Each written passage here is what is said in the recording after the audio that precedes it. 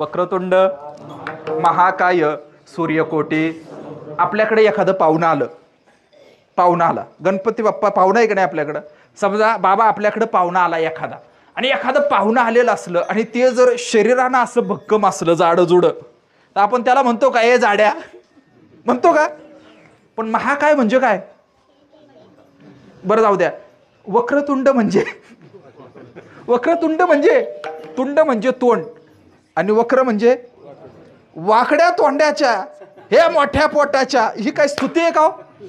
ऐका स्तुती आहे मला सांगा. समजा मी तुमच्या घरी आलो आणि घरी आल्यानंतर जर तुम्ही ए वाकड्या तोंड्याच्या म्हणल्यावर मला आवडेल का. बोला ना. मग आता काय करायचं. याचं उत्तर ज्ञानेश्वर महाराजांनी दिलं. ऐका काय उत्तर दिलं माहितीये.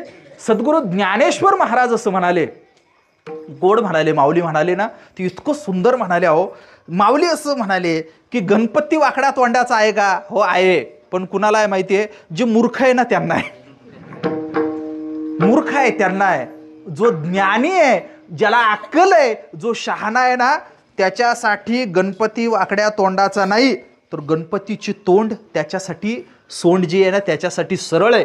आपण सगळी वारकरी मंडळी आहे, आपल्यासाठी प्रमाण सांगतो ज्ञानेश्वरीतलं. ज्ञानेश्वर महाराज म्हणाले, तुझ्या विखी जे मूड, विखी म्हणजे विषयी, काय म्हणाले, तुझ्या विखी जे मूड तयासी तू वक्रतुंड, एरवी ज्ञानियांसी अखंड उजूची आहासी. विठ्ठल विठ्ठल.